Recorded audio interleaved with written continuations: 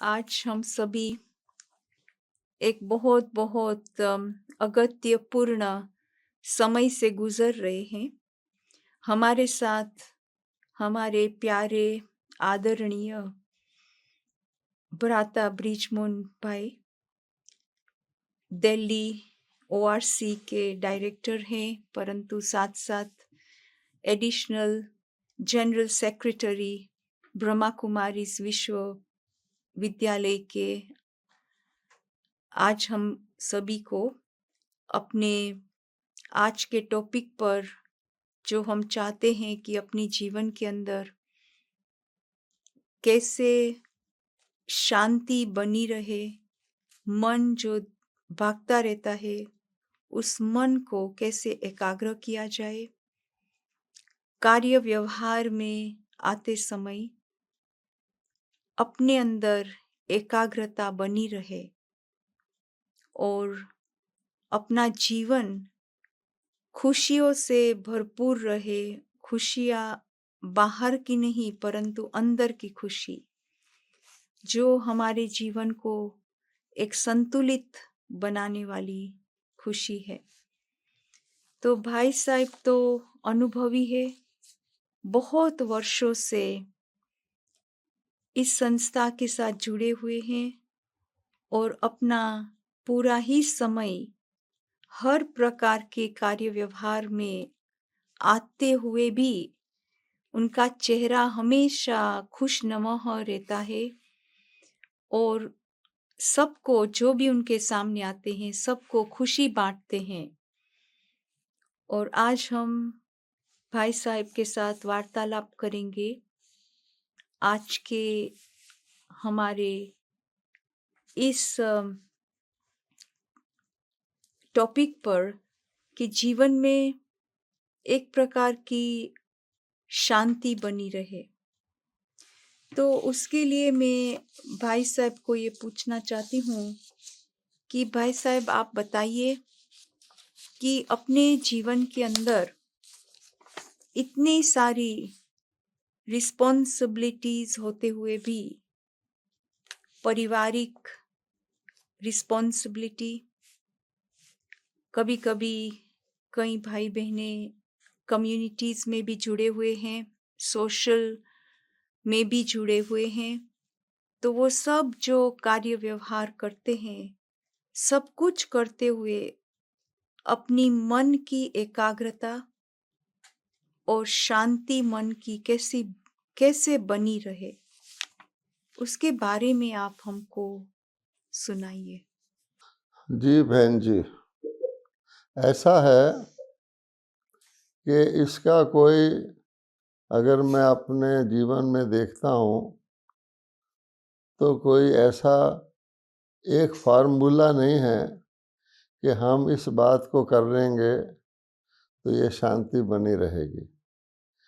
इसमें बहुत सारी चीज़ें आती हैं, परंतु जो सबसे महत्वपूर्ण चीज़ है वो ये होती है कि हम अगर इस बात को समझ लें कि मेरी स्वाभाविक स्वभाव क्या है, मेरा असली स्वभाव क्या है, तो बहुत मदद हो जाती है। हर चीज़ का दुनिया के अंदर एक असली स्वभाव होता है जिसको हम नेचुरल नेचर कहते हैं, असली स्वभाव। जैसे आइस बर्फ़ है तो बर्फ़ का असली स्वभाव ठंडा है, हम जानते हैं। अग्नि का असली स्वभाव गर्म है। इसी को ले लेते हैं दो बातों को। अब असली स्वभाव जिस चीज़ का जो होता है वो स्वभाव उसको कोई भी दुनिया में परिस्थिति आए वो असली स्वभाव के अनुसार ही वो चलता है। जैसे मान लीजिए बर्फ़ है, आइस है, अब आइस असली स्वभाव के अनुसार ही चलेगी। भाव कहने का ये है, अगर वो आइस किसी ऐसे पहाड़ पर है जहाँ बर्फ़ ही बर्फ़ है और भी बर्फ़ गिरती है तो वहाँ पर वो जम जाएगी, हार्ड हो जाएगी, सख्त हो जाएगी और अच्छी तरह से कायम रहेगी।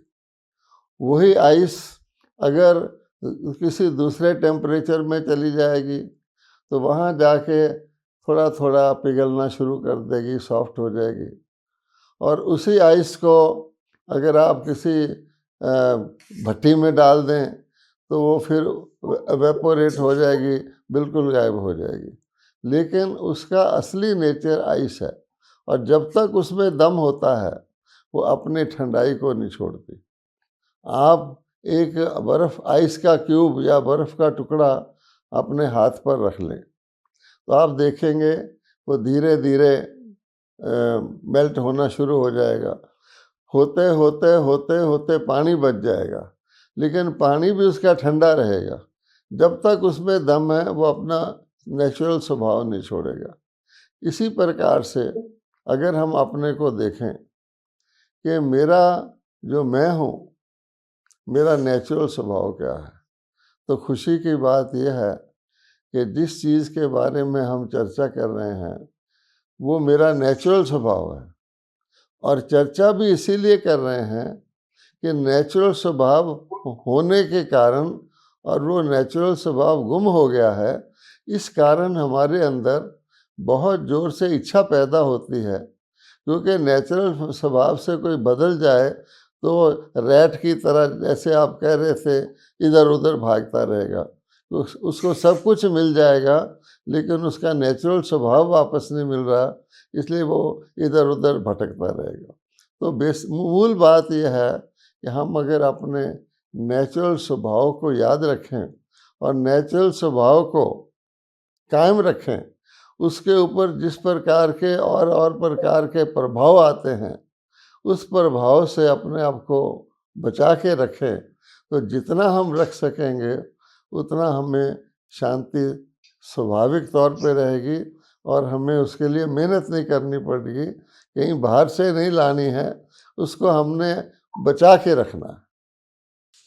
भाई साहब, क्या होता है कि अगर हमारा नेचुरल स्वभाव शांति का है, नेचुरल स्वभाव कूलनेस का है, समय प्रति समय वो अनुभव हम करते हैं, परंतु फिर से मन की जो चंचलता है और बुद्धि की एकाग्रता है, वो एकाग्रता कायम नहीं रहती है। जैसे मर्क्यूरी है, पारा है, उसको हम हाथ में अगर ले ले तो एक सेकंड भी वो स्थिरियम नहीं रहता है।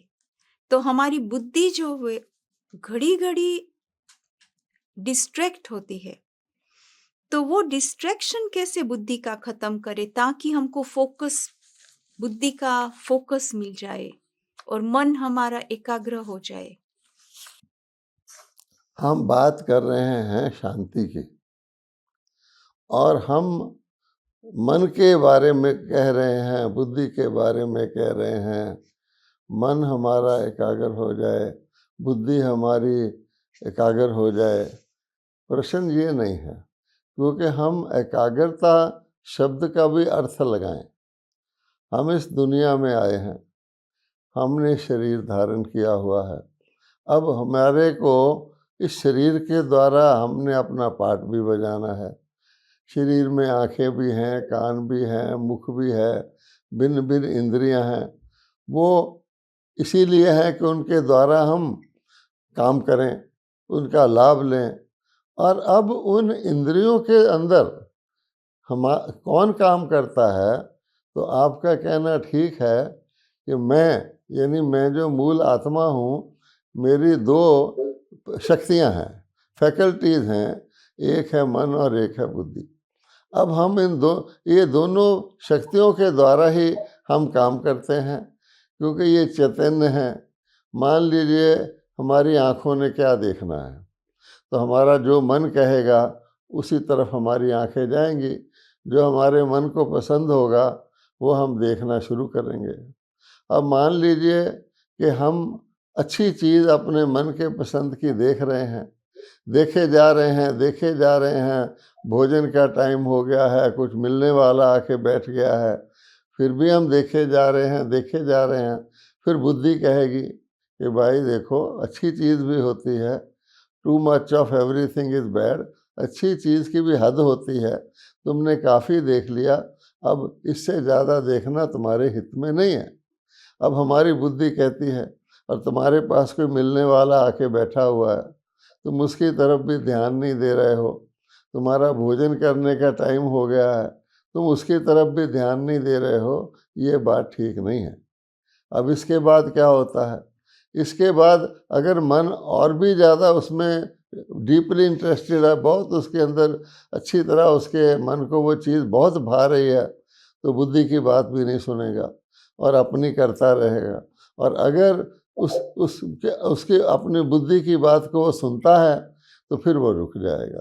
तो ये दो तो शक्तियाँ हैं, लेकिन ये दोनों शक्तियाँ देखना ये है कि मन और बुद्धि, मन का काम है संकल्प करना, और बुद्धि का काम है उस चीज़ को जो किया मैंने संकल्प, वो ठीक है या नहीं, उसको आगे बढ़ाना है या नहीं बढ़ाना है, कि कितने हद तक बढ़ाना है, वो बुद्धि करती है। परंतु ये तब है अगर मैं अपने मन और बुद्धि को कंट्रोल करके चलता हूँ, यानी वो मेरे कंट्रोल में है। और अगर मेरे मन और बुद्धि कंट्रोल में नहीं है, तो फिर क्या होगा कि मैं कहीं जा रहा हूँ, मेरी आंखें इधर उधर देखती हैं, मन को भाने वाली कोई चीज़ दिख जाती, मैं वहीं रुक जाता हूँ। इसी प्रकार से होता है। इसलिए मेन बात जो मैंने कही वो ये थी, हम कहाँ तक अपने शांत स्वभाव में रहते हैं और कहाँ तक हम अपने शांत स्वभाव में अपने मन बुद्धि को भी रखते हैं। बाहर की चीज़ों का असर बाद में पड़ता है। अगर एक बार हमने अपने मन बुद्धि को इधर उधर खिसकने दिया, तो जैसे कोई नॉटी बॉय होता है, शरारती लड़का होता है, हाथ छुड़ा के भागता है, तो वो उनको आदत पड़ जाती है, फिर वो इधर उधर भागते रहते हैं और हम उनको कंट्रोल करते रहते हैं। पर वैसे भी देखा जाए, जैसे आपने कहा भाई साहब, लोगों के अंदर 30 सेकंड्स का भी फोकस बुद्धि को करना मुश्किल है। पहले हम ये कहते थे कि अगर हम किसी को कुछ सुनाते हैं तो 45 मिनट्स वो सुनते थे एकाग्रचित होकर के। अभी तो 30 सेकंड्स भी नहीं सुन सकते हैं एकाग्रचित होकर के। आप कोई टिप्स दे सकते हैं जिनको ये मुश्किलात होती हो? बहन जी, ऐसा है कि हम 35 सेकंड 40 सेकंड की बात देखें, प्रैक्टिकल में क्या होता है कि जो चीज़ हमें अच्छी लगती है उसके ऊपर तो हम फोकस इतना हो जाते हैं कि कोई हमको हटाए भी, हमारी बुद्धि भी हटाए, तो हम उस पर फोकस रहते हैं। प्रश्न ये है कि मुझे क्या अच्छा भाने लगा है और क्या नहीं। हो सकता है मेरे लिए हानिकारक चीज़ मुझे अच्छी लगने लग जाए, और उसमें फिर मुझे कोई हटाए, कोई मेरा मित्र हटाए, सुनने सुनाने की पर्सन सेकंड की बात तो छोड़िए, मेरी अपनी बुद्धि हटाए, मेरा शरीर भी तंग आकर हटाए कि भाई थक गया हूँ मैं, वो नहीं हटेगा। तो हमें बेसिक मूल बात ये देखनी है कि हमारे मन और बुद्धि किस तरह से ट्रेंड है।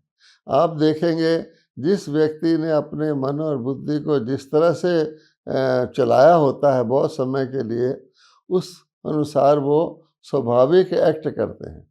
किसी को मान लो कोई काम आता है, कोई व्यक्ति टैक्सी ड्राइवर है और उसको टैक्सी चलाना स्वाभाविक आता है, और वो 5 वर्ष से टैक्सी चला रहा है। अब आप देखेंगे कि टैक्सी चलाना उसके लिए इतना सहज हो जाता है कि बातें भी करता रहता है, देखता भी रहता है, और टैक्सी उसके साधारण चलती रहती है क्योंकि उसको उसका अभ्यास हो चुका है। और बेसिक बात यही है कि अगर कोई उसको कहेगा कि भाई तुझे डबल पेमेंट कर दूंगा, ज़रा जल्दी पहुंचा दे, अब पेमेंट के लालच में वो तेज़ भी चलाना शुरू कर देगा। इसलिए या कोई उसको रख लेता है आवरली बेसिस पर, तो कोशिश करेगा कि मेरे आवर्स ज़्यादा लग जाएं। उसका मोटिव है, पीछे उसके लोभ का मोटिव है, स्वार्थ का मोटिव है। लेकिन बेसिकली हम फोकस किसको कहते हैं ये देखना है। किसी चीज़ को ज़्यादा फोकस करने की आवश्यकता भी क्या है। हम क्यों नहीं ये सोचें कि हमने फोकस या एकाग्रता उतना ही करना है जितना हमारे लिए आवश्यक है, ना कम करना है ना ज़्यादा करना है। हम जानते हैं, हमें पढ़ाया जाता है कि सतयुग में आयु बहुत लंबी होती है। देवताओं की आयु लंबी भी होती है और पूरी भी होती है। किसी भी व्यक्ति की आयु वहाँ कम नहीं होती, और सारी लाइफ उनके अंदर रोग भी नहीं आता, बीमारी भी नहीं आती, चिंता भी नहीं आती। कारण क्या है? अगर आप देखेंगे, कारण सिर्फ इतना ही है कि वो अपने बॉडी की इंद्रियों को, जैसे आँखें हैं, जैसे कान हैं, टांगे हैं, उतना ही यूज़ करते हैं जितना आवश्यक है, ना ज़्यादा ना कम। अब इस प्रकार से जितनी हर चीज़ की रिक्वायरमेंट को अनुसार यूज़ किया जाएगा, तो नेचर ने बॉडी को इसी प्रकार से बनाया होता है कि रिक्वायरमेंट के अनुसार उसका यूज़ फुल लाइफ रहे। जैसे टीथ हैं, दांत हैं, अब दांत इस प्रकार से बने होते हैं कि अगर उनको डैमेज ना किया जाए और उनको उतना ही यूज़ किया जाए जितना आवश्यक है, तो एंड तक चलेंगे। बीच में कुछ डिस्टर्बेंस कर देंगे हम तो कम चलेंगे। इसी प्रकार से बेसिक बात है कि मैं अपने फोकस जिसको कहता हूँ, फोकस मुझे एक आध चीज़ पर नहीं करना। आजकल हम लोग फोकस शब्द उसको गिनते हैं कि कोई इम्पोर्टेंट, जिसको हम इम्पोर्टेंट कहते हैं, कोई महत्वपूर्ण कोई ज़रूरी काम आ गया तो हमने फोकस कर लिया। एक बच्चे का इम्तिहान आ गया तो खुद भी फोकस करता है, घर वाले भी कहते हैं देखो फोकस करो, तेरा इम्तिहान आ गया। इसी प्रकार से कोई भी चीज़ है, कोई व्यक्ति एक प्राइवेट कार चला रहा है, नया नया सीखा है, उसको वो बहुत बात करता है, हम उसको कहते हैं नहीं नहीं देखो तुम ड्राइविंग पर फोकस करो, नहीं तो कोई दिक्कत कर दोगे। तो फोकस का मतलब क्या है? तो हम फोकस इम्पॉर्टेंट चीज़ों पर करते हैं, लेकिन अगर हम हर चीज़ पर फोकस करें और उसको उतना ही समय दें जितना आवश्यक है, तो हमारा फोकस हर बात में स्वाभाविक हो जाएगा। महत्व के अनुसार जहाँ ज़्यादा महत्व देना है वहाँ ज़्यादा फोकस रहेगा, कम देना ऑटोमेटिकली हो जाएगा। मान लो मैं स्नान करता हूँ, स्नान तो मैं रोज़ करता हूँ, 2 बार करता हूँ। अब देखना यह है कि मैं स्नान स्नान करने जाता हूँ तो केवल स्नान पर ही ध्यान देता हूँ कि मैंने स्नान करना है, इतना समय मुझे लगना चाहिए, या जाता मैं स्नान करने हूँ और मेरा ध्यान इधर का उधर चले जाता है, मैं साबुन मलता ही जा रहा हूँ, शावर मेरे ऊपर गिरता ही जा रहा है, तो मेरा ध्यान कहीं और है। तो इसलिए उसको हम फोकस नहीं कहेंगे। अगर हम छोटी छोटी चीज़ में फोकस नहीं करेंगे, जिस चीज़ को जितना करना है और जितने महत्व से करना है, तो फोकस फिर आर्टिफिशियल हो जाता है और बड़ी मेहनत से करना पड़ता है, और फोकस करने के बाद व्यक्ति थका हुआ महसूस करता है। इसलिए नेचुरल नेचर, स्वाभाविक स्वभाव ये है कि जैसे एक पंछी का जो नेचुरल नेचर होता है, आप देखेंगे पंछी जो है नॉर्मल पंछी है, पाला हुआ पंछी नहीं है, वो नेचुरल सुबह आप देखेंगे आकाश में पंछी जा रहे हैं, लाइनें बना के जा रहे हैं, खेलते हुए फॉर्मेशन करते जा रहे हैं। उनके पास कोई घड़ी नहीं होती, कुछ नहीं होता। शाम को आप देखेंगे तो वही पंछी चले आ रहे हैं, लाइनों में चले आ रहे हैं, और उनको एग्जैक्ट पता रहता है कि मैंने किस पेड़ पर किस डाल पे जाके बैठना है, और वो बैठ जाते हैं जाके। उनके लिए स्वाभाविक हो गया। अगर और ज़्यादा देखें तो बहुत दूर के माइग्रेटरी बर्ड जो होते हैं, साइबेरिया से चलते हैं और दिल्ली में, इंडिया में, भरतपुर में आ जाते हैं। उनके पास ना कोई कंपास होता है ना कुछ होता है। तो कारण क्या है कि जिसका जो स्वभाव होता है, जिस काम में वो जो अभ्यस्त होता है, उसके लिए वो बहुत इजी होता है। अगर आप सडनली अचानक किसी चीज़ पर फोकस करने की कोशिश करेंगे, फिर ना तो फोकस होगा ठीक तरह, और होगा तो बहुत उसके लिए आपको मेहनत करनी पड़ेगी। तो आपका भाई साहब ये अभी हम सब के लिए मैसेज है कि हम अपना ये स्वभाव बना ले। आम लोग दुनिया में 1 सेकंड के लिए भी अपना मन को एकाग्र अगर कर ले, तो उनकी ये जो कंप्लेन रहती है कि हम भूल गए, आज बच्चे से लेकर के वृद्ध अवस्था वाले भी कहते हैं हम भूल गए। छोटी-छोटी बातें हैं या कोई चीज़ है, समझो आप कहाँ जा रहे हो, आपको पता है कि आप डॉक्टर से मिलना है और मेडिसिन का लिस्ट पड़ा है टेबल पर, वो लेना भूल गए। अभी वहाँ पहुँचे और डॉक्टर को देख कर के ही मेडिसिन का लिस्ट याद आता है। अब ये तो स्वाभाविक लोगों के अंदर जैसे एक हर रोज का एक नेचर बन गया है भूलने का। तो इन सब बातों में ये न अभूल हम बन जाए, उसके लिए आप क्या कहेंगे? क्योंकि अगर हमारा स्वभाव ही है फोकस का, या हम बना ले अपना स्वभाव फोकस का, तो फिर ये भूलने की जो प्रॉब्लम है, बातें भूलते हैं, चीजें भूलते हैं, तो ये खत्म हो जाएगी। काफी प्रॉब्लम्स लाइफ में सॉल्व हो जाएगा। तो आप थोड़ी टिप्स यहाँ हमको दीजिए कि हम कैसे अभूल बने। देखिए, व्यक्ति भूला क्यों? उसका मूल कारण ये होता है कि व्यक्ति एक चीज़ को तो अधिक इम्पोर्टेंस दे रहा है। उसकी बुद्धि में है ये मेरे लिए आज का मोस्ट इम्पोर्टेंट काम है, लेकिन उसको उस काम के करने के लिए अन्य चीज़ों को अगर वो जो उसके साथ एक्सेसरीज हैं, आवश्यक हैं, उसको इम्पोर्टेंस नहीं देगा, तो ये परिस्थिति आती है। मुझे डॉक्टर के पास जाना है, मुझे पता है मेरा डॉक्टर के पास जाना बहुत महत्वपूर्ण है, इम्पोर्टेंट है, डॉक्टर ने मुझे बहुत मशहूर डॉक्टर है, मुश्किल से टाइम दिया है, आदि आदि। अब मैंने जाना है तो नेचुरली एक तो मैं समय पर तैयार होऊंगा, एक जाने के लिए रास्ता भी देखूंगा कि मेरे पास जो गाड़ी वगैरह है वो ट्रैफिक को देखते हुए कितना समय पहले मुझे चलना चाहिए, सब चीज़ें देखूंगा। साथ साथ मुझे ये भी पता रहेगा कि मुझे अपना पुराना एक्सरे ले जाना है, पुरानी मेडिसिन्स की लिस्ट ले जानी है, अपनी फाइल ले जानी है। अब अगर व्यक्ति सब चीज़ को ठीक ठीक तरह से महत्व देता है, तब तो उसको बिल्कुल नहीं भूलेगा, फाइल ले जाना तो बिल्कुल नहीं भूलेगा। लेकिन अगर वो यही सोचता रहता है कि किसी चीज़ को बहुत ज़्यादा महत्व दे दिया, डॉक्टर डॉक्टर डॉक्टर डॉक्टर से मैंने मिलना है, डॉक्टर से मुझे अपॉइंटमेंट मिली है, और बाकी उसके साथ एडजंक्ट चीज़ों को नहीं देखेगा, तो ये प्रॉब्लम आती है। मैं आपको बताता हूँ मेरा अनुभव क्या है कि हमारा मन दो तरीके से एकाग्र होता है।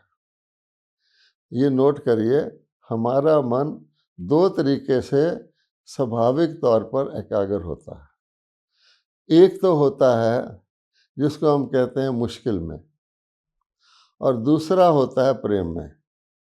मुश्किल में कैसे? कि नॉर्मली मैं स्वाभाविक तौर पे जी रहा हूँ, लेकिन अगर अचानक मुझे कोई ट्रैफिक वाला चालान काट दे और मुझे कहे कि तुमने मैजिस्ट्रेट के आगे जाके तुमको कल आना है और पैसे लेके आना है, अब मेरा मन अगले दिन तक मजिस्ट्रेट पैसे लेके जाना है इस पर एकाग्र हो जाएगा। किसी बच्चे का टेस्ट आ रहा है, उसका मन जब तक वो टेस्ट पूरा नहीं होता एकाग्र हो जाएगा। किसी नौकरी वाले का इंटरव्यू आ रहा है, उसका मन एकाग्र हो जाएगा। आपने एयरपोर्ट पे जाना है या ट्रेन पकड़ना है, आपका मन एकाग्र हो जाएगा। परंतु काफ़ी एकाग्र रहेगा, और चीज़ों को आप छोटी मोटी को स्किप भी कर देंगे क्योंकि आपके लिए बहुत इम्पोर्टेंट है, और एक तरह का जिसको कहते हैं आपको उसको अवश्य ही करना है, आपकी उसमें कोई चॉइस नहीं है। अच्छा, अब इसमें क्या होता है कि सारी इंद्रियां हमारी टेंस हो जाती हैं, मन बुद्धि हमारे एक तरफ लग जाते हैं, और सब छोटे बड़े काम अगर कोई रह भी जाए, मान लो हमारा एयरपोर्ट का टाइम हो गया, हमारा टिफ़िन नहीं बना, हम कहते हैं अच्छा छोड़ो छोड़ो मैं ऐसे कर लूँगा। परंतु इसमें ये होता है कि जो ही वो इवेंट पूरा हुआ, उसके बाद हमारी एकाग्रता ढीली हो जाती है, हम ठंडा सांस लेते हैं और खुश हो जाते हैं। अगर इसके स्टेप बाय स्टेप आप देखें, जो लोग बस पकड़ते हैं वो भागे भागे जाते हैं, लेट हो जाते हैं, फिर सोचते हैं बस किसी तरह मुझे बस में खड़े होने की जगह मिल जाए। अब खड़े हो जाते हैं, बस चल पड़ती है। अब उनका नेक्स्ट टारगेट होता है कहीं मुझे बैठने की जगह मिल जाए, तो चारों तरफ देखते रहते हैं कि कोई पैसेंजर उठे और मैं उसकी जगह बैठ जाऊं। इस प्रकार से व्यक्ति का स्वाभाविक स्वभाव है। लेकिन ये एक कंपल्शन का तरीका है, ये एक मजबूरी का तरीका है, और ये तो लोग मजबूरी से करते रहते हैं। एक है मोहब्बत का तरीका, वो ये है कि किसी चीज़ के लिए आपको करने में नेचुरल स्वाभाविक स्नेह है, उसको करने में आपको सम्मान मिलता है, दूसरे आपकी रिस्पेक्ट करते हैं, आप उसके लिए जाने जाते हैं, तो उसके लिए व्यक्ति जो कुछ भी करता है। एक छोटी मोटी दुकान वाला भी, जिसकी एक चीज़ की दुकान ही प्रसिद्ध है, आप देखेंगे कि उसकी दुकान पर बड़े बड़े लोग आते हैं, लाइन लग जाती है उसका चीज़ लेने के लिए। है वो साधारण, परंतु एक नशा उसको रहता है कि देखो मेरे पास इतने इतने बड़े कस्टमर आते हैं, तो उसमें जो कुछ भी उसके लिए वो प्रोडक्ट तैयार करता है, घर में बनाता है, रात को बनाता है, उसमें खुशी रहती है। तो उस खुशी में और भी ज़्यादा उसको ये नहीं होता कि मुझे कोई बहुत एक्स्ट्रा प्रॉफिट मिल गया, बस एक मेरी प्रसिद्धि कोई कह दे वाह आपका ये तो भी सारे शहर में मशहूर है। इसी प्रकार से किसी गाने वाले को बहुत अच्छा गीत आता है और लोग उसका गीत पसंद करते हैं, वो हर वक्त यही प्रैक्टिस करता रहता है कि मेरा गीत और अच्छा हो जाए, मेरी आवाज़ अच्छी हो जाए। तो कहने का मतलब है, एक मेहनत का रास्ता है, एक मोहब्बत का रास्ता है, एक मजबूरी का रास्ता है, एक स्वाभाविक है। तो हम अगर अपने मन को चाहते हैं कि हर वक्त एकाग्र रहे, तो हम पहली बात तो ये है कि मेहनत का रास्ता इख्तियार करें। और उसके लिए ये होता है, आज की दुनिया के लोगों का सबसे बड़ा प्रॉब्लम ये है, उनका जीवन में कोई लक्ष्य नहीं है, उनका कोई फोकस नहीं है। अगर व्यक्ति का कोई छोटा मोटा लक्ष्य भी हो जाता है तो आप देखेंगे वो एकाग्र हो जाता है। एक नौजवान है, उसने अपनी पढ़ाई कर ली है, उसको कोई जॉब नहीं है, तो आप देखेंगे वो ढीला ढाला जॉब देखता रहेगा, इधर उधर टाइम वाइल अवे करेगा। उसकी जॉब लग जाए, फिर आप देखिए वो कैसे स्नान करके रेडी होकर अपने आप में सेल्फ कॉन्फिडेंस भर के उस जॉब के लिए जाता है। जो उसका एम्प्लॉयर होता है, उसकी बहुत बड़ा ऑफिस होता है, तो उसमें रेगुलराइज हो जाता है। लेकिन ये तो छोटे लक्ष्य हैं। अगर हम अपने जीवन का कोई बहुत बड़ा लक्ष्य बनाएं, आखिर मुझे ये जीवन मिला है, इसकी बिगिनिंग से जहाँ मैंने जन्म लिया एंड तक मुझे क्या कुछ कर सकता हूँ मैं, और उसमें भी सर्वश्रेष्ठ मैं क्या कर सकता हूँ। सबसे श्रेष्ठ यही है कि मैं अगर अपने आप के ऊपर, अपने आप पर, जिसको आपने कहा एकाग्रता ले आऊँ, तो फिर मैं बहुत ही आसानी से और छोटी मोटी चीज़ों को ना देखते हुए, जैसे व्यक्ति कहीं जा रहा है, रास्ते में मड है या वाटर, डर्टी वाटर है, तो उसको अवॉइड करता है, क्योंकि उसको पता है कि ये मड और डर्टी वाटर है, तो नेचुरली व्यक्ति उन चीज़ों को अवॉइड करेगा। तो हम समझते हैं, हम लोगों ने जो जीवन में एक श्रेष्ठ लक्ष्य लिया है, हम दुनिया को चेंज नहीं कर सकते, परिस्थितियों को चेंज नहीं कर सकते, बल्कि समय के साथ साथ और भी ज़्यादा परिस्थितियाँ नाजुक होती जा रही हैं। तो हमें अपने आप को एम्पावर करना है, अर्थात शक्तिशाली बनाना है, अपने मनोबल को बढ़ाना है। तो मनोबल होता है, यानी एक होता है विश करना और एक होता है विल करना। हम विश वाला मनोबल तो हमारा बहुत है, I wish you happy new year, I wish you happy journey, I wish you happy marriage. पता नहीं वो विश पूरी होती है या नहीं होती। कहा जाता है if wishes were horse's beggars would ride.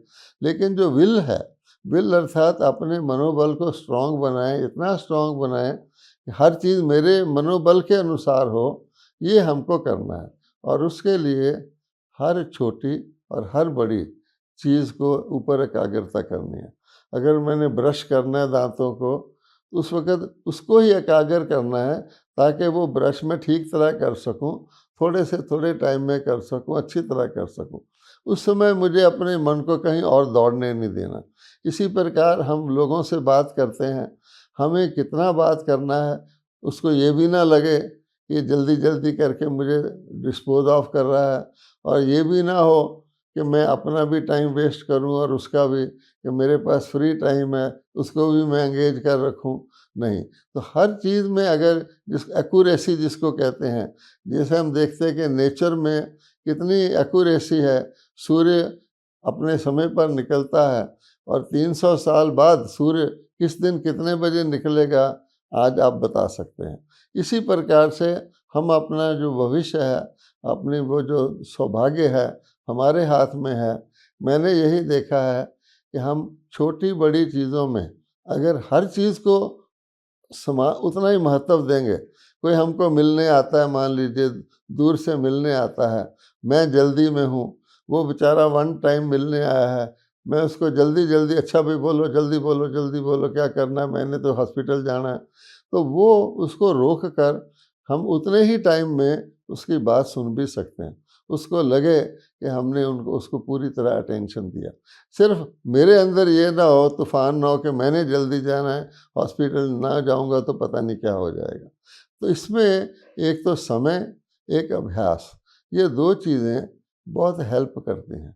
आप देखेंगे कि अभ्यास इसमें बहुत इम्पोर्टेंट है कि हमको रोज़ नई नई पॉइंट्स मिलती हैं, एक एक पॉइंट पर हम अभ्यास करते हैं। अगर अब शांति हमारा स्वधर्म है, हम शांति धाम के रहने वाले हैं, हमारा पिता शांति का सागर है, और हमें रोज़ शिक्षा यही मिलती है कि शांति में रहकर आवाज़ में आओ। अच्छा, ये दुनिया तो आवाज़ की दुनिया है, इसमें आवाज़ में तो आना ही होगा, लेकिन क्या हमारी आवाज़ शांतिपूर्ण है? देवी देवता भी बोलते हैं, लेकिन आप देखिए देवी देवता कैसे बोलते हैं। देवी देवता भी चलते हैं, आप देखिए वो कैसे चलते हैं। देवी देवता भी मुस्कुराते हैं, लेकिन वो हंसते नहीं हैं, और राक्षसों की तरह ज़ोर से कह के लगा के नहीं हंसते हैं। तो हर काम करते हैं तो उनकी एनर्जी प्रिजर्व रहती है, क्योंकि मानव के अंदर ये एक प्राकृतिक एक नियम है कि उसकी जो शक्ति उसकी प्रयोग होती है, उपयोग होती है, वो रिप्लेनिश हो जाती है। सब जानते हैं, अगर आप अपना ब्लड डोनेट कर दें तो 48 आवर्स में वो रिप्लेनिश हो जाता है, लेकिन उसको रिप्लेनिश होने का मौका दें और उसको उतना ही डिप्लीट होने दें जितना आवश्यक है। तो यही है इस दुनिया की बहुत हलचल होते हुए भी, बहुत प्रकार के तूफान आते हुए भी, ये हमारा एक टेस्ट है कि क्या हम, अगर हम इन परिस्थितियों में भी अगर हम अच्छी तरह से शांतिपूर्वक रह सकते हैं, तो शांति की दुनिया में तो रहेंगे। तो वास्तव में इसमें व्यक्ति को खुशी प्राप्त होती है। जब कोई चीज़ अचीव कर लेता है, वो छोटी भी, तो उसको खुशी प्राप्त होती है, और खुशी उसको आगे बढ़ाती है। और हमेशा कायम हमारी खुशी रहे, और अंदर से, जैसे आपने कहा, एम्पावरमेंट, अपना एम्पावरमेंट सब करते रहे, पर बीच बीच में चैलेंजेस भी आते हैं। तो एक बहुत बड़ी चैलेंज ये है, लेट गो। लेट गो करना लोगों के लिए बहुत मुश्किल है।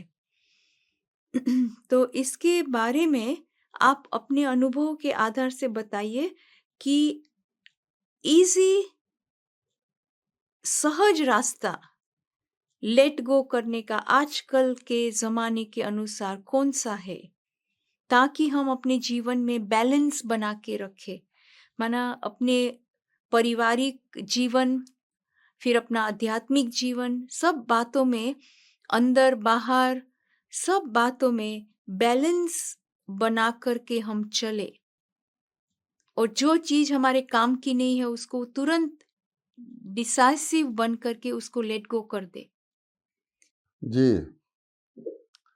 अब आप देखिए, जब हम लेट गो की बात करते हैं तो पहली बात होती है, आप तो कह रहे थे ना हम भूल जाते हैं, लेकिन हमें भूलना चाहिए। जिस चीज़ को हम भूलना चाहिए उसको हम नहीं भूलते, और जिसको नहीं भूलना चाहिए उसको हम भूल जाते हैं। हम डॉक्टर के पास अपने मेडिसिन की लिस्ट ले जाना तो भूल जाते हैं, लेकिन हम कुछ ऐसी जीवन में घटनाएं हैं जिनको हम चाहते हुए भी भूल नहीं पाते। और जब वो घटना सामने आती है तो हमारे इमोशंस, यद्यपि वो घटना पुरानी हो चुकी होती है, कई वर्षों की हो चुकी होती है, लेकिन उस वक़्त आप देखेंगे हम सब कुछ भूल जाते हैं, बॉडी लेस हो जाते हैं, इधर-उधर वातावरण भी भूल जाते हैं, आज की डेट भी भूल जाते हैं, आज का दिन भी भूल जाते हैं। और हम उसमें ऐसा महसूस करते हैं कि वो घटना हमारे साथ हो रही है पुनः-पुनः, और हम उसके अंदर और ज़्यादा, जैसे होता है, फ्यूल ऐड करके उसको फेस कर रहे हैं, फेस कर चुके होते हैं, लेकिन दोबारा से रिपीट करते हैं।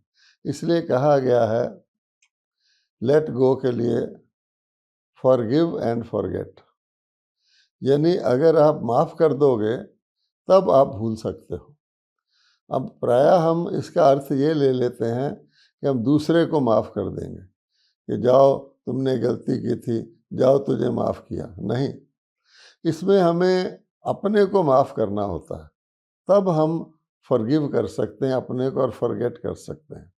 आप जानते हैं कि जो धागा होता है, धागा रील के ऊपर पहले लपेटा जाता है और बाद में यूज़ करते समय वो रील से धीरे धीरे निकलता है। तो जब हम धागा लपेटते हैं रील में, अगर किसी पॉइंट पर आके वो धागा मुड़कर रिवर्स में लिपटना शुरू हो जाए तो क्या होगा, जब हम उसको यूज़ करेंगे तो जब वो पॉइंट आएगा तो धागा टूट जाएगा, क्योंकि उसके ऊपर डबल प्रेशर पड़ेगा। इसी प्रकार से हम ये देखते नहीं हैं कि मेरे ऊपर उस चीज़ का इतनी कैसे मेरे अंदर घुस गई, जो मैं उसको भूल ही नहीं सकता, लेट गो ही नहीं कर सकता। कारण यही होता है कि उसको मैंने अपने अंदर संस्कार के रूप में एनग्रेन कर लिया है, और उसको भूलने के लिए मुझे यही सोचना पड़ेगा कि अरे भाई, छोटी सी बात थी, वो तो बीत भी गई। हम कहते भी हैं let bygones be bygones, let past be past, तो हम खाली कहते हैं या अपने ऊपर भी लगाते हैं। तो क्यों नहीं मैं अपनी गलती मान करके, छोड़ो हो गया, फुल स्टॉप लगाओ, तो मैं अगर उसको अपने आप को एक बार अच्छी तरह उस सीन को सामने ला के उसको मैं फॉरगिव कर देता हूँ अपने आप को कि मैं खामखा इसमें इन्वॉल्व हुआ था। एक तो ये है। दूसरे आप देखेंगे कि मैंपन, ये जो हम मैंपन जब रखते हैं तो मैंपन के साथ साथ हम एंटेंगल हो जाते हैं। किसी भी चीज़ को हम मैं और मेरा करते हैं, सबसे नियरेस्ट चीज़, बाकी चीज़ें छोड़ दो, हमारा बॉडी है, हमारा बॉडी है। अच्छा, अब बॉडी हमको पता है अच्छी तरह कि हमने लिया था और छोड़ना है, और ये भी पता है कभी भी छोड़ सकते हैं, अच्छी तरह ज्ञान है। हम दूसरों को भी बॉडी छोड़ते हुए देखते हैं, उनको ग्रेवयार्ड में, शमशान घाट में ले जाके उनकी बॉडी को जलाते भी हैं। ये सब कुछ होने के बाद भी क्या कारण है कि हम ये टेम्परेरीली शमशान घाट से बाहर आके हम कहते हैं अच्छा भाई ये तो होता रहता है, छोड़ो इसको, भूलो, और हम फिर उसी तरह इन्वॉल्व हो जाते हैं। मेरे बच्चे, मेरा परिवार, मेरी रिस्पॉन्सिबिलिटी, मेरा बनाया हुआ ये आशियाना, मेरी खरीदी हुई प्रॉपर्टी, मेरे सिलेक्ट किए हुए ड्रेस, जो भी हम कहते हैं उसके साथ हम मेरा मेरा मेरा मेरा लगाते हैं। अब जब हम बॉडी छोड़ते हैं तो कौन सा मेरा उसके साथ रह जाता है, कुछ भी नहीं रहता। इसलिए ये जो, अगर हमें इसको छोड़ना है तो पहले हमको बेसिक अपने उसमें टिकना पड़ेगा कि मैं एक एक्टर हूँ, मैं एक एक्टर हूँ, और इस जन्म में मेरे को ये मेरे एक्ट मिला हुआ है, जो भी मिला हुआ है डजेंट मैटर, अच्छा मिला हुआ है, ख़राब मिला हुआ है, एक्ट मिला हुआ, और मैं एक एक्टर हूँ। उनके साथ मेरे एक्टर के भी रिलेशनशिप होते हैं। एक्टर कभी राजा बन जाता है, कभी कुली बन जाता है, कभी डॉक्टर बन जाता है, और भी चीज़ें उसके साथ कनेक्टेड हो जाती हैं। और एक्टर असली से भी बढ़िया परफॉर्मेंस करता है। अगर डॉक्टर बनेगा तो असली डॉक्टर से बढ़िया डॉक्टर बनेगा, जो लोग पैसा देकर उसकी एक्टिंग देखते हैं, ताली बजाते हैं। तो लेकिन उसके अंदर कभी भी नहीं रहता कि मैं असली डॉक्टर, सच्ची डॉक्टर हूँ। ये फैक्ट है। पर हम इस दुनिया के अंदर भी एक्टर हैं। अब हम जब किसी का कोई मेरा बेटा बन जाता है तो मैं अब समझने लग जाता हूँ ये मेरा ही बेटा है, इसकी मेरी इज्जत इसके हाथ में है, मेरी रिस्पेक्ट को ये मिट्टी में मिला दे तो मेरी मिट्टी में मिल जाएगी, मेरी रिस्पेक्ट को आकाश पे चढ़ा दे आकाश पे चढ़ जाएगी, मेरा बेटा प्राइम मिनिस्टर बन गया तो मैं भी ऊंचा हो गया। ये जो आई कॉन्शियसनेस है ये व्यक्ति को तंग करती है। और जो आपने ये कहा कि हम सदा खुशी में रहें, सदा खुशी बांटते रहें, हमने बातचीत तो शांति से शुरू की थी, लेकिन अब हम खुशी पे आते हैं। तो जैसे मैंने शुरू में कहा था कि शांति हमारा स्वाभाविक स्वभाव है। फॉर्चुनेटली, खुशकिस्मती से हमारा स्वाभाविक स्वभाव क्या है? आनंद, जिसको हम कहते हैं ब्लिस। आत्मा आनंद स्वरूप है। शांति स्वरूप तो एक लोअर स्टेज है, क्योंकि शांति का अपोजिट अशांति होता है। प्रेम स्वरूप लोअर स्टेज है, क्योंकि प्रेम का अपोजिट घृणा होता है। लेकिन मूल तौर पे मैं आनंद स्वरूप हूँ, ब्लिसफुल हूँ, जिसका उल्टा होता ही नहीं।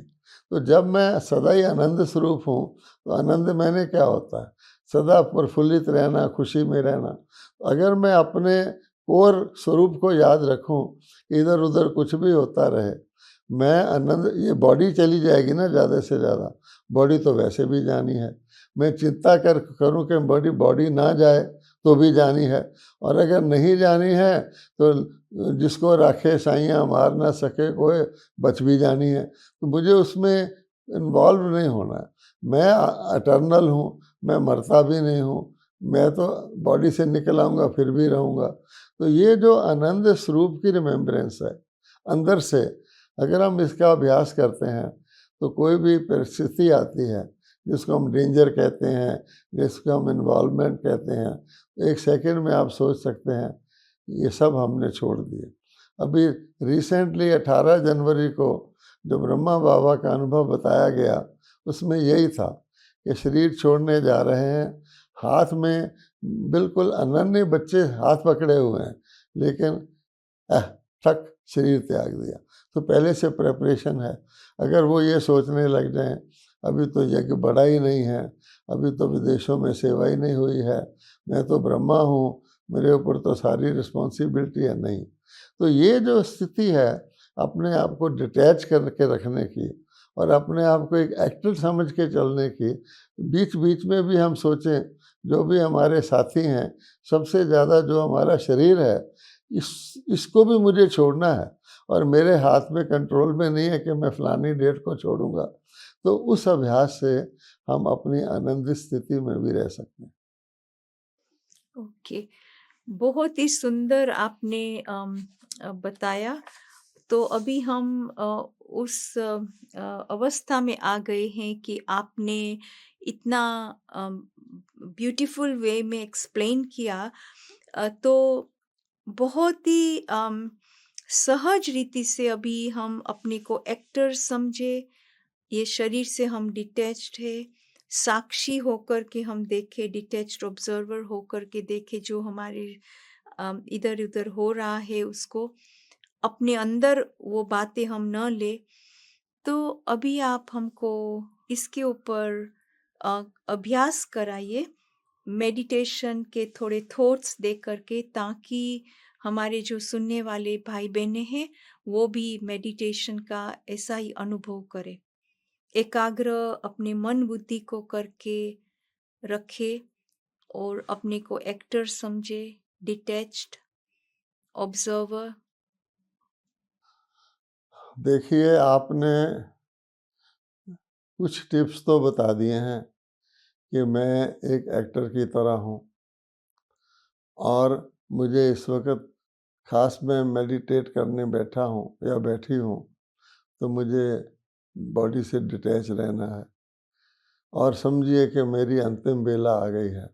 इसमें मोस्ट इम्पॉर्टेंट बात यह है कि जैसे स्वाभाविक तौर पर कोई नाटक हो रहा है और नाटक का एंड होने वाला है, मान लीजिए नाटक 5 मिनट के बाद पूरा होने वाला है और एक्टर अपना रोल बजा रहा है सब कुछ, अब उसको अंदर पता लग जाता है कि 5 मिनट में ये नाटक पूरा होगा और मैं ये सब अपना एक्टिंग जो मैं कर रहा हूँ छोड़कर मैं अपने घर जाऊँगा। तो उसके अंदर एक स्वाभाविक तौर पे घर जाने के ख्यालात चलने लग जाते हैं, इसको कोई रोक नहीं सकता है। जैसे कोई व्यक्ति माउंट आबू आता है 10 डेज़ के लिए, तो 8 दिन 9 दिन तक तो वो यहाँ व्यस्त रहता है, लेकिन लास्ट डे में उसके अंदर संकल्प आना शुरू हो जाता है कि अब मैं उसको सारा अपना जो भूल गया था, वो कहाँ से आया हूँ, अपनी रिटर्न टिकट भी याद आने लग जाती है, आदि आदि। तो अगर हम अभी बैठते हैं तो हम ये सोच के, बीच में मैं कमेंट्री नहीं करूँगा, ये पॉइंट्स जो बहन जी ने आपको बताए हैं वो हम मन में रखते हैं और ये एक्चुअली सोचते हैं कि अब ये नाटक पूरा हो रहा है, हो भी रहा है और ये फिर नए सिरे से रिपीट होगा। इसलिए हमें चाहूँ या ना चाहूँ, अब तो मुझे इस शरीर को भी छोड़ना है, इस लास्ट रोल वाले साथियों को भी छोड़ना है और मुझे अपने अपने स्वरूप में, आनंद स्वरूप जो हूँ मैं, सत्य चित आनंद स्वरूप पॉइंट ऑफ लाइट आत्मा हूँ, उसमें स्थित होना है। मुझे ये भी पता है कि मेरा आसन शरीर में भ्रुकुटी के बीच में है। यहाँ से अब मुझे छोड़ करके मुझे सूक्ष्म लोक में जाना है और परम धाम में जाना है और फिर सतयुग में आना है। खाली हम इतना ही ध्यान रखें कि मैं सच्चित आनंद स्वरूप आत्मा हूँ। बहुत समय से मैं यहाँ पाठ बजा रही थी, लेकिन अब मुझे यहाँ से भ्रुकुटी से निकलकर अपना अव्यक्त शरीर धारण करके मुझे अव्यक्त लोक में जाना है, फिर परम धाम में जाना है। इतना याद रखें, ये हम अभ्यास करते हैं।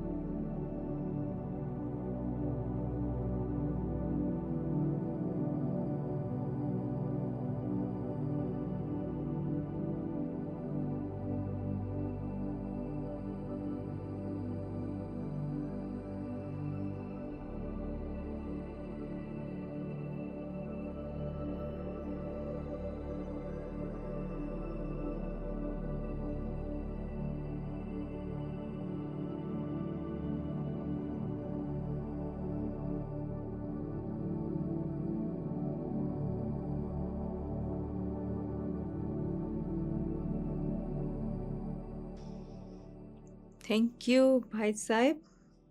आपको सुनते सुनते हमको ऐसे लगता है कि आपने हम सबको एकदम इस शरीर से डिटैच कर दिया और ये अनुभव करा दिया कि हमारे मन में कितनी शक्ति है। हमारी बुद्धि जब एकाग्र होती है तो कितना हम अचीव कर सकते हैं। सब वेस्ट हमारे जीवन से खत्म हो जाता है और जो जरूरी बातें हैं वो जीवन में धारण रहती है स्वाभाविक रीति से, जैसे शांतमय जीवन, एकाग्र जीवन, शक्तिशाली जीवन, ये हमेशा हमारा बना रहता है अगर हम, जो आपने हमको विजडम आज बताया, उस विजडम को हम लेकर के आगे चले तो अपना जीवन बहुत सुंदर धन्य बन जाएगा। हम सबकी तरफ से आपको बहुत बहुत थैंक्स देते हैं कि आपने अपना अमूल्य समय और इतने लाइफ का पूरा अनुभव थोड़े समय में आपने हमको बहुत सुंदर रीति से वर्णन किया, उसके लिए बहुत थैंक्स। ओम शांति। ओम शांति।